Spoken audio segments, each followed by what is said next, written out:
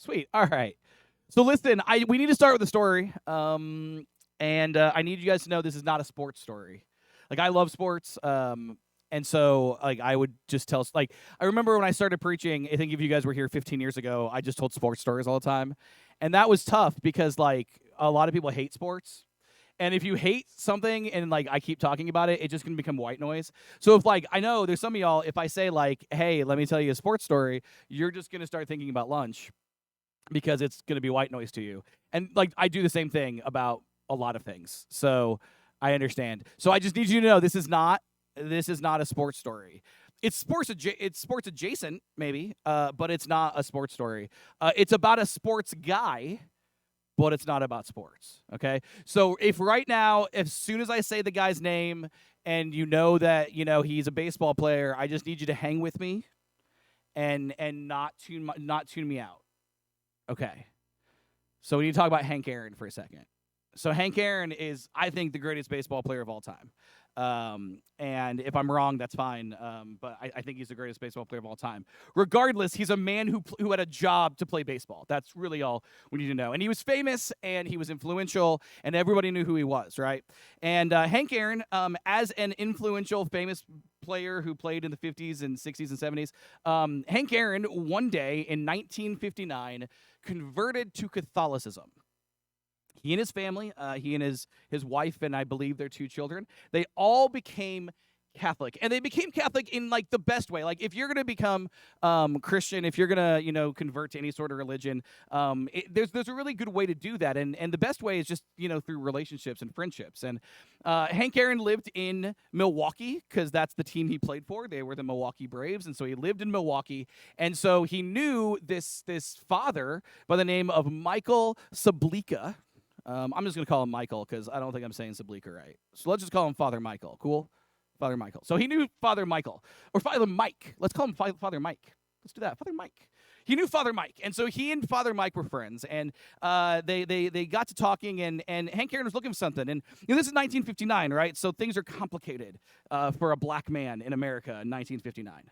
And what drew him to Catholicism specifically was, and Father Mike was, it was a way to explore what he believed about God and his own faith, but also a way for him to be an influence, right? Because he was famous. He'd already won a bunch of awards. He already was, considered the best baseball player in the world at that point. And so, he was wealthy and he had privilege and he had influence. And he thought, what better way for me to make an impact than through my faith and through the Catholic Church. I can not only explore what I believe, but I can also be a positive influence in a world where at the time where there was very little positive influences when it came to black people and white people trying to get along. So Hank Aaron becomes Catholic. And he tries to do what every person who becomes a Christian of any kind does, and that's he tries to grow. He for him, the Catholic Church has this great thing where they can go to church every day. And so he's able to go to mass just every day, and it worked out great when he was home in Milwaukee because he knew Father Mike, and he was connected to the church, and it was really great. The problem, however, was this: he's a baseball player. He travels so much. Like half the year, he is, he's not at home. He's not in Milwaukee. And then for other large chunks of time in the spring, like February, March, he's far away. So it was kind of hard for him to grow as a Christian, as a Catholic, as a man of faith. It was hard to grow because he would try to find these different churches, and he found that not every church was the same as his church back home. That he could go and he would try to go to mass, and things. It was a little different. And things really came to a head a couple years into his Catholic faith during spring training.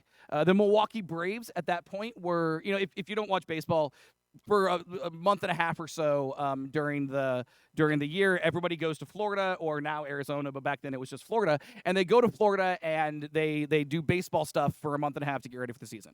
So you have to live, in the warm weather place because it's like snowing in Milwaukee and stuff. Okay, so he has to go to Bradenton, Florida. And in Bradenton, Florida, that's where he's at, and he tries to go to mass every day. But the first time he tried to go to mass, something kind of crazy happened. they wouldn't give him communion.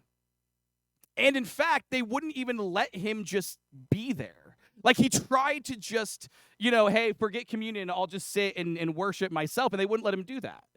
Because in Bradenton, Florida, the Catholic Church there was white only. It was a white only church. Now, I need you guys to understand this. Obviously, there's nobody in this room or listening online or whatever. There's nobody who's going to listen to this sermon who thinks that, racism is good. So, there's certain obvious things, I shouldn't have to say, guys, hey, racism is bad. Don't be a racist. Don't do that. I shouldn't have to say that because we all know that. But it's particularly dumb for the church to have a problem with black people. And the reason for that is, well, church history is filled with black people. And the Bible is filled with black people, and the early church is filled with black people. And when I say black people, I don't just mean like random people. I mean people that you're like, oh yeah, that guy, all the way up to the foundational people of the church. So just as a brief conversation, you guys remember that story where Jesus is he's tortured and beaten, and then he goes to the cross, and he's too weak to carry his own cross. And a guy named Simon he was from they call him Simon the Cyrene.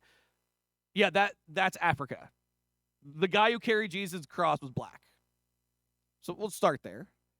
Then in the book of Acts later on, there's this guy who ends up getting baptized. He's really, really significant. He's an Ethiopian eunuch.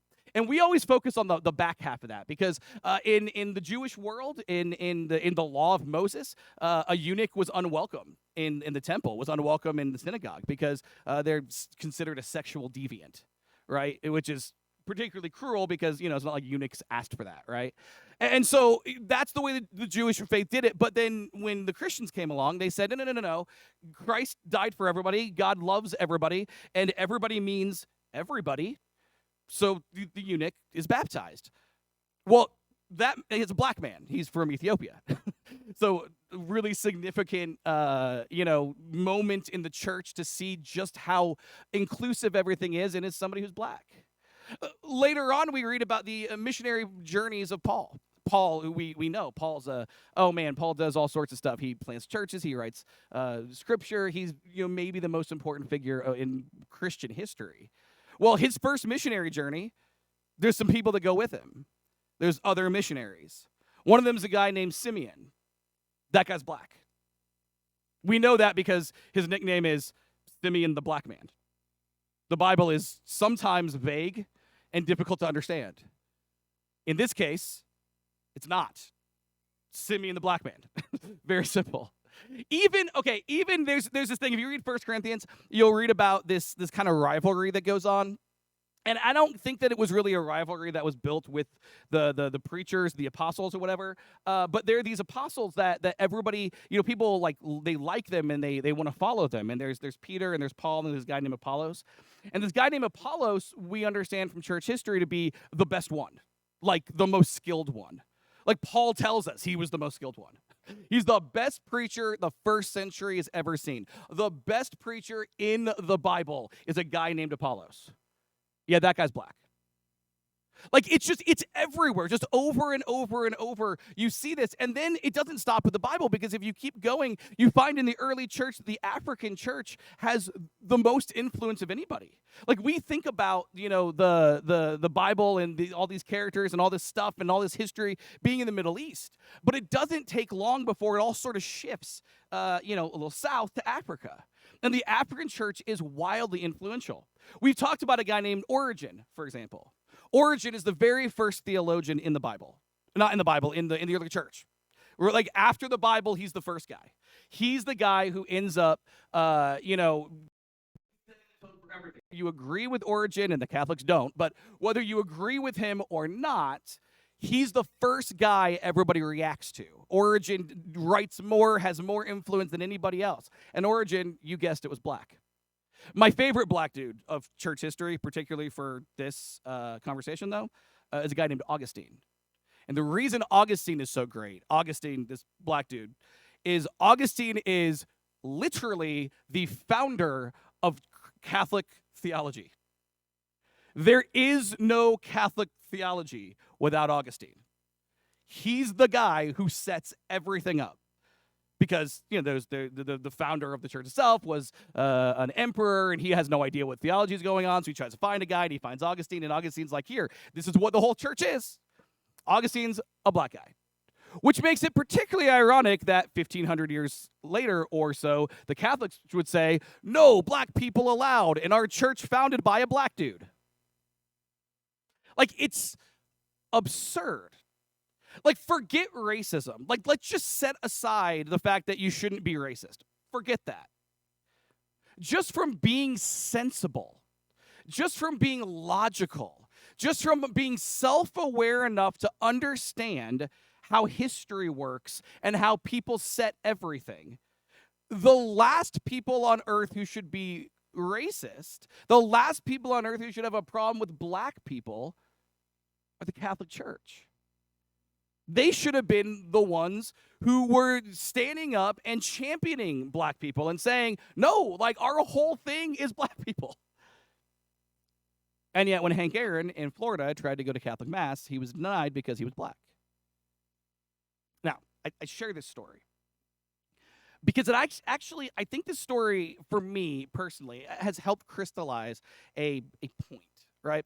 So if you can read the Bible and you don't have a problem with stuff, you're not reading it enough. Just as an aside.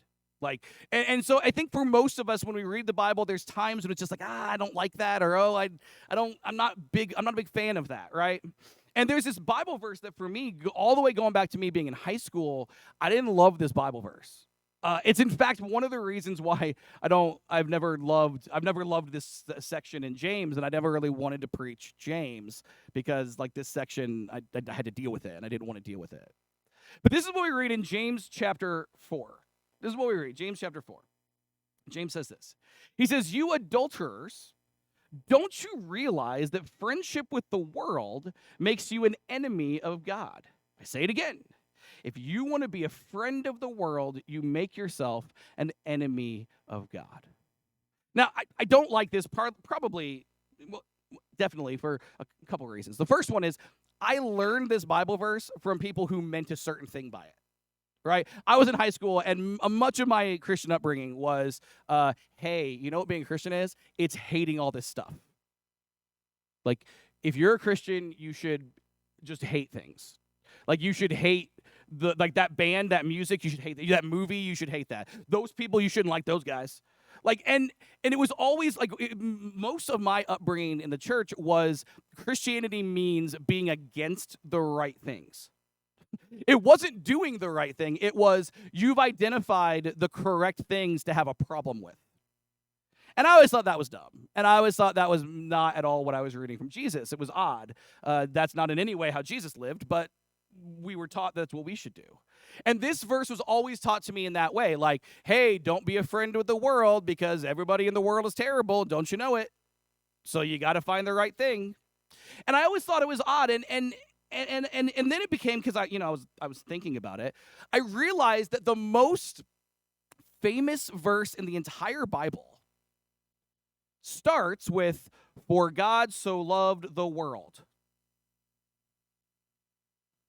Those 6 words seem to be completely at odds with "don't be a friend of the world." So I'm supposed to love somebody but not be friends with them? Like, I know we all have family members that we love, but we don't want to be friends with. Like, I get that. But that's not ideal.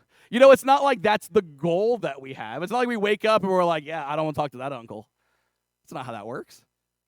So it's this odd thing for me. It's always been. But I was thinking about it recently, and I was thinking about this story with Hank Aaron and the Catholic Church.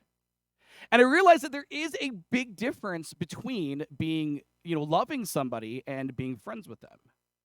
You see, the rest of that passage, "For God so loved the world," explains that because God loves the world, he sent Jesus to make it better. Right? He saves people, all of that, shows who he is. Like, that's the foundation of, like, why Jesus is here. Jesus shows us who God is. Jesus saves humanity. He redeems the world, all of that stuff. So love is God influencing the world. But you see, that's the thing with friendship. You're not really friends with somebody if they don't influence you back. Like, if you have a friend and all you do is influence them and they don't influence you, you don't have a friend. That's a terrible friendship. Friendship is always a two-way street. And our job as Christians is to not be a two-way street. And when we are a two-way street, guess what happens? You end up with the Catholic Church in the 1950s and 60s denying black people the ability to take communion. You see, the point of the Catholic Church was supposed to be a light of God's love and the gospel of Christ in order that they may make the world better. That's the goal. That's the point of every Christian. That's the whole point of every church. We are supposed to be influencing the world, showing God's love, making the world a better place. That's what we're supposed to do. But when we're friends, the influence goes both ways. It's a two-way street. And like I said, there is no theological reason for the Catholic Church to have been racist. There was no ecclesiastical reason. That's a fancy word for church history. There's no church history reason. There's no biblical reason. The literal only reason, there's no logical reason. Like, they're people. What are we doing? The only reason why the Catholic Church would be racist in the 1950s and 60s is because everyone else was racist in the 1950s and 60s. And the Catholic Church was supposed to be a beacon of light for people. They were supposed to be different than the lunch counters and different than the public schools and different than the water fountains. One is black, one is white. They were supposed to be different than that. But because they allowed a two-way street of influence, all that nonsense, all of that hatred and bigotry got into the church. And the Catholic Church ends up being racist because everybody else is racist and they're following along. What James is trying to get us to understand is we are not supposed to be influenced. We are supposed to be influencing. We're not supposed to bring the bad stuff of the world into the church. We're supposed to put good stuff out into the world. That's the point. And so that's that verse. But I have a question. Why is James so angry? Like, no, really, like, why is James so cranky about this? He calls people adulterers. And by the way, that word is wildly cleaned up for our sensitive ears. That is not really what that word means. I'll let you use your imagination. It's not a nice one, that word. And he talks about, he says it twice. And he says you're an enemy of God. Like, that's pretty hardcore. You don't read that sort of passionate language from Paul or Peter talking about stuff unless they have a good reason. And James, this is not it. So we started in verse 4 in this chapter. Let's back up a little bit. This is the beginning of that chapter. This is James leading up to that conversation. This is what we read. He says, "What is causing the quarrels and fights among you? Don't they come from the evil desires at war within you? You want what you don't have, so you scheme and you kill to get it. You are jealous of what others had, but you can't get it, so you fight and wage war to take it away from them. Yet you don't have what you want because you don't ask God for it. And even when you ask, you don't get it because your motives are all wrong. You want only what will give you pleasure." That's pretty hardcore. He's talking about you're evil. That's like if I sat here and said, like, you guys are all evil, you would stop listening to me because I'm being a jerk. There's a nicer way of putting that. So the question has to be asked. Why is James so cranky about this? Why is he so upset about this principle of we're supposed to influence the world, we're supposed to put good into the world without being influenced back? That's all this is. Why is he so cranky? And I think the answer to that is found in a missing piece of the puzzle of James's life. For the better part of 2 months now, we've been talking about James, and the series is called The Bridge, and we've been really looking at his life and saying, okay, here's James. He's the brother of Jesus. He rejects Jesus, and he becomes a Christian later on after the resurrection of Jesus. And we've called him the bridge, and we've called the book of James a bridge for us because James has a foot in each world. In the early church, there are people who were there all along, people who knew Jesus, who walked with Jesus, who saw his miracles, who heard everything. And there are people who came along later and just heard about it later on. James was able to have a foot in the world of the older people because, he knows Jesus. He knows Jesus better than anybody, actually. He knows stories of Jesus nobody else knows, right? Like he's definitely with the old crew, and he saw some of the miracles, and he was there for some of the ministry, and there was that. But because he only became a Christian later, he also quite definitely has a foot in the world of the new people, right? The new people who only become Christians after Jesus raised from the dead. So James is able to bridge these two groups of people. We've been talking about how hard it is. And really, most of the New Testament is written about, groups of people who are different trying to get along. People are like all over. This is the way, it's hard to get along today with people, and it was hard to get along back then, whether it's Jew or Gentile or New or Old or whatever. And so James is this bridge. He is able to kind of have a foot in both worlds. He can relate to both sides, but he's not biased by having, being, part of either tribe. That's what we've been talking about with James. And we've been talking about with James because that's the basic story of James. But there's a piece missing from that story. There's a piece missing. The Bible doesn't tell us this.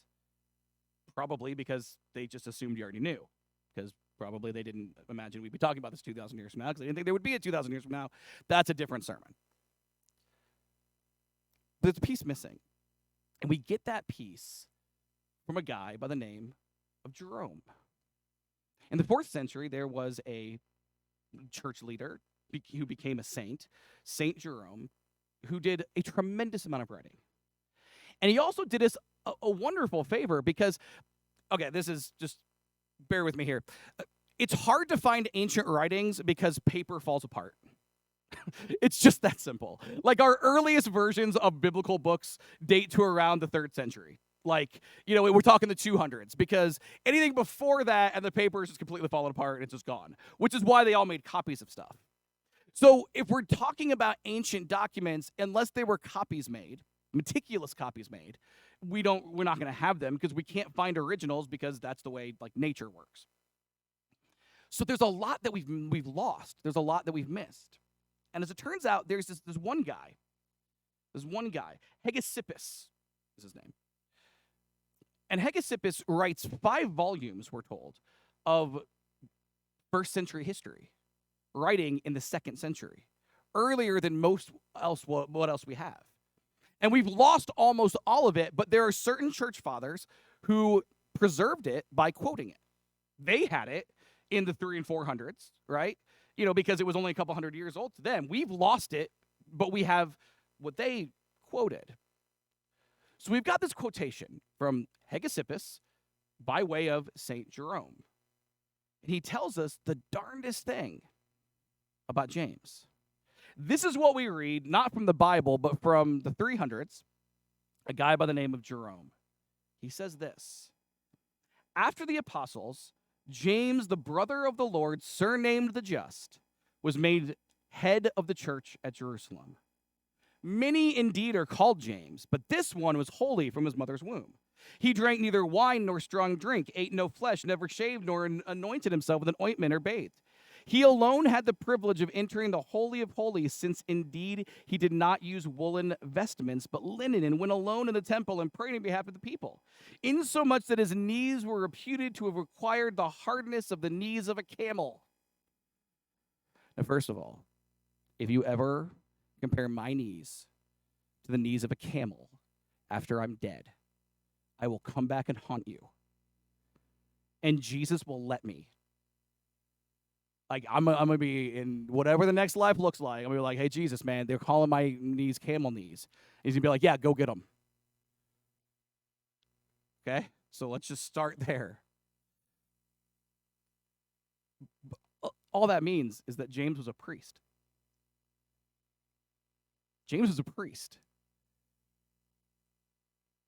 And see, that one piece of information, that puts everything together. Because we've always wondered, well, why does James reject Jesus? Why would he? And listen, I've told the joke, like I've stolen those jokes. Like the joke is always, well, if he was your kid brother, or you were the kid brother. We're not sure who was older, but if we, if they're siblings and they bathe together, they play tag together, whatever, you're not going to think he's the son of God. Like we all tell these jokes. Like I always talk about the bunk beds that James and Jesus had, playing flash tag while Joseph and Mary yell at him at midnight. Like that's the joke, right? But that joke never quite explained anything. Why would you not believe in your brother? Well, the same reason any of the religious leaders didn't. I mean, there's a lot of reasons there, but we have clear and convincing evidence that for 3 years the religious leaders denied and questioned and rejected and then ultimately killed Jesus. And if James is one of those, that makes sense. You want to know why he was given charge of the Jerusalem church? He was already a priest. He already led all this stuff. Everybody already knew him in that role. It was just very simple to be like, well, now you're a Christian. Remember, we started the series. You probably don't, but it was 7 weeks ago. We started the series with a whole conversation about James's death. And it was predicated on James knowing the high priest and the high priest knowing James. That only makes sense when we recognize, well, there's a reason James knew the high priest, and the high priest knew James. James was a priest. So now imagine you're James,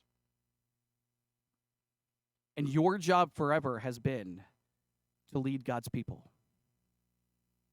And now here comes your brother, the carpenter, blue-collar dude with no training, saying, I'm the Son of God. Follow me. Now, on the one hand, you as a priest should be able to recognize, because you're a priest. You're better equipped than anybody to understand what the scriptures say and everything else.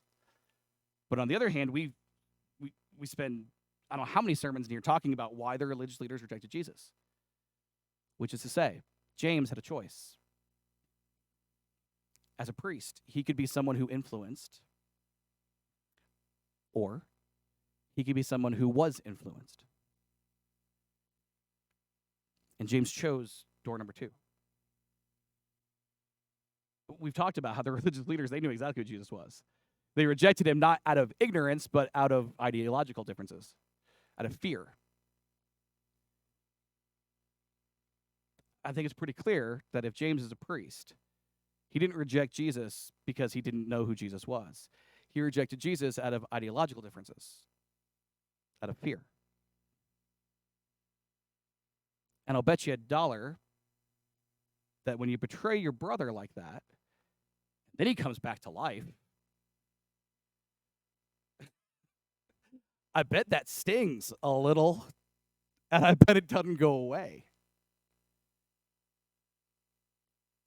You see, James, he's so angry because he's projecting. I don't know if you guys know this, most angry people do that. Like when somebody's really mad at you, they're almost never mad at you. They're mad at everything else and they're taking it out on you. Or they're projecting some way. It's an insecurity that comes out. And when James is writing this letter and he's talking about being friends with the world, I mean, going through his head as he's writing it is, don't be like me. Because I let the religious leaders of Israel convince me not to believe in the Son of God who I shared a bunk bed with. And I was supposed to be the one to lead people, and instead I became a follower. James ends this pretty quickly with, in his book, was just the instruction to not be like him. This is what he says in James chapter 4. He says, so humble yourselves before God. Resist the devil, and he will flee from you. Come close to God, and God will come close to you. Wash your hands, you sinners. Purify your hearts, for your loyalty is divided between God and the world. Let there be tears for what you have done. Let there be sorrow and deep grief. Let there be sadness instead of laughter and gloom instead of joy. Humble yourselves before the Lord, and he will lift you up in honor. Still not real happy. But James is saying, don't be like me. James, the brother of Jesus, James the just, James the bishop of Jerusalem, James the priest, was telling us instead to be like Hank Aaron. We're not done with that story yet. Sort of left it where it was. Here's why I'm telling the story of Hank Aaron. So Hank Aaron, he goes back to his friend Father Mike, and he's like, "Hey, this is what happened." And now he's got a question. What do I do? Now, if you talk to people who are atheist or agnostic or just out, like they've just rejected the church altogether. If you take 5 minutes to talk to people, what you're going to find is that they all have a reason. And I'm not going to pretend like they're all good reasons, but they're not all bad reasons either. Like, if you talk to enough people who are not religious, you're going to find that, like, most of the time, I mean, sometimes it's a real dumb reason, but most of the time, you can understand it. You can understand why that particular event or that particular upbringing or that particular church teaching or that particular whatever would lead people to walk away from their faith and from God and from the church. Okay. Hank Aaron had the mother of all excuses. I mean, not just did he have an excuse, but his priest said, "Man, if I were you, I'd leave the church." I mean, can you imagine living in a world where everybody hates you because you were born with a certain skin color? And no matter what you do, those people will continue to hate you. And the church is supposed to be a place where God's love is shared, where people are accepted, where everyone is included, where everybody fits. That's what the church is supposed to be. And you go there and you find the exact hatred and bigotry you find everywhere else. There is no world where we could give Hank Aaron grief for walking away from Christianity. There is no world where Jesus would give him grief for walking away from Christianity. And so Hank Aaron walked away from the Catholic Church. And he went and became Baptist. And for the rest of his life, he was a Baptist and lived his life as a follower of Christ, and that was that. You can watch his funeral online right now. I looked it up. I don't know why it's still on Facebook, but that church just left it. So if you want to watch his funeral at his Baptist church in Atlanta, because the Milwaukee Braves moved to Atlanta, so he moves to Atlanta. When he's in Atlanta, that's his church. Hank Aaron, with every excuse in the world to walk away from the church, says, I don't think that was Jesus. I think it was just those guys. So I'm going to stick with Jesus, and I'm going to find a place where I'm welcome. And he did. And I can't think of anything all that much more beautiful that I could tell you. Because he had every reason to quit and didn't. He had every reason to say, you know what? The church is so corrupted by the influence of the world that I'm. But he chose to follow Christ and to put love into the world and to make the world a better place and share the gospel and live the gospel. Because he understood that we have a choice as to who we'll be friends with. You see, all of us are going to be influenced by somebody. That's how friendship works. We're always going to be friends. We're always going to have friends. The question is, will we allow the bigotry and the hatred and all the negative things in the world to influence us, or will we allow God to? And Hank Aaron said, I'm just going to let God do it. And now where I'm going to get a little sportsy, Hank Aaron is the greatest player of all time. He has basically every record that exists. But at the end of the day, that's not what he's remembered for by the people who cared about him. They remembered him as a Christian man who loved his neighbor and put love into the world. That's awesome. And that's what James was trying to get us to understand. That at the end of the day, we all have a choice. We all have friends. So let's choose well. This morning we're in our 7th week of our series called The Bridge. I wanted this to be the last one. I'm going to explain this next week. I don't want to preach next week's sermon. I don't want to, but I'm gonna. We'll talk about it next week. I was gonna not. I don't know if you guys remember, if you were here last week, I was like, next week is the last week. And then I was like, come on, Drew, stop it. We'll talk about that next week. Like next to last week, for the second week in a row, we're going to say that. As we talk about James the priest, as we talk about Hank Aaron, as we talk about what it means to be a friend, we are given this lesson, our 7th lesson from our series called The Bridge, and it goes like this. We always have a choice who to be friends with, and we should choose the God who loves the world. We always have a choice who to be friends with, and we should choose the God who loves the world. We're going to sing a song. We offer an invitation. It's pretty basic. If you want to become a Christian, you want to get baptized, whatever, let's talk. If you're an immersed believer in Christ, looking for a perfect church home, it's not here, but you can hang out all the time. That's great. If you want to talk about something, let's talk. And that's pretty much it. So we're going to sing a song. I did that too fast. Yeah, it's the thing. Let's stand up and sing a song. How about that?